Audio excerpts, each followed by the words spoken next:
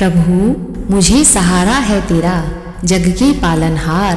कार्तिक मास महात्मा की कथा करूं विस्तार। राजा पृथु बोले, हे नारद जी, आपने कार्तिक मास में स्नान का फल कहा, अब आप मुझे इस मास में विधि पूर्वक स्नान करने की विधि, नियम, उद्यापन की विधि भी बतलाइए। देवर्षि नारद ने कहा, हे राजन, आप भगवान विष्णु के अंश से उत्पन्न हुए हैं, अतः यह बात आपको ज्ञात ही है। फिर भी आपको यथाचित विधान बतलाता हूँ। आश्विन माह में शुक्ल पक्ष की एकादशी से कार्तिक व्रत करने चाहिए। ब्रह्म मुहूर्त में उठकर जल का पात्र लेकर गांव से बाहर पूर्व अथवा उत्तर की दिशा में जाना चाहिए। उसके बाद जो मनुष्य मुख शुद्धि नहीं करता, उसे किसी भी मंत्र का फल प्राप्त नहीं होता। अतः दांत और जीभ को पूर्ण रूप से शुद्ध करना चाहिए और इस मंत्र का उच्चारण करते हुए दातून तोड़नी चाहिए। हे वनस्पत्ये, आप मुझे आयु, कृति, तेज, प्रज्ञा, पशु, संपत्ति, महाज्ञान, बुद्धि और विद्या प्रदान करो। इस प्रकार उच्चारण करके वृक्ष से बाहर अंगुल की दातून ले।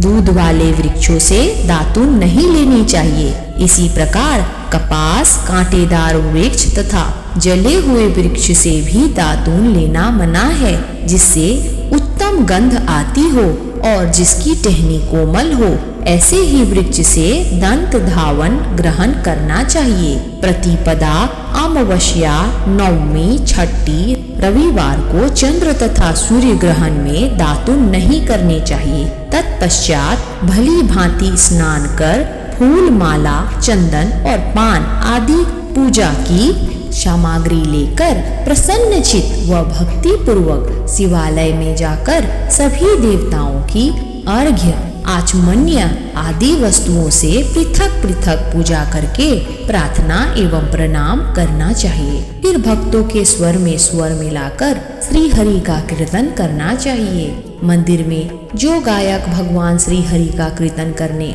आए हों, उनका माला, चंदन, तांबूल आदि से पूजन करना चाहिए, क्योंकि देवालयों में भगवान विष्णु को अपनी तपस्या, योग और दान द्वारा प्रसन्न करते थे।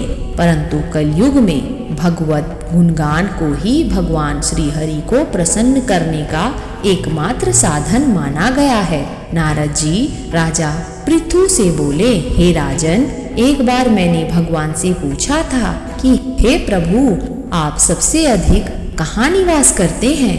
इसका उत्तर देते हुए भगवान ने कहा था, हे नारद, मैं वैकुंठ या योगियों के हृदय में ही निवास करता हूँ। आपुति, जहाँ मेरे भक्त मेरा कीर्तन करते हैं, मैं वहाँ अवश्य निवास करता हूँ। जो मनुष्य चंदन, माला आदि से मेरे भक्तों का पूजन करते हैं, उनसे मेरी ऐसी प्रीति होती है कि मेरे पूजन से भी नहीं हो सकती।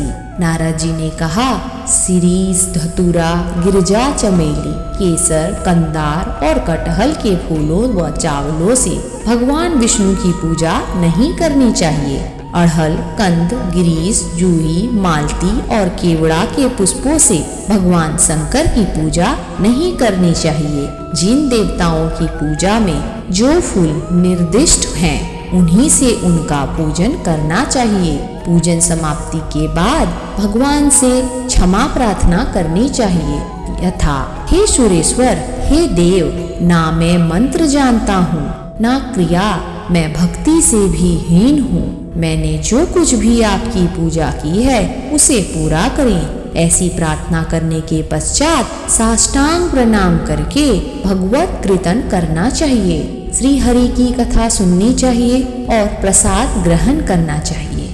जो मनुष्य इस विधि के अनुसार कार्तिक व्रत का अनुष्ठान करते हैं, वह जगत के सभी सुखों को भोगते हुए अंत में मुक्ति को प्राप्त करते हैं। तो ये थी कार्तिक माह के 5वें दिन की कथा। छठे दिन की कथा के साथ हम अगले दिन प्रस्तुत होंगे। तब तक के लिए भक्तगणों, आपसे निवेदन है कि हमारे चैनल आत्मा की शांति को सब्सक्राइब करना ना भूलें।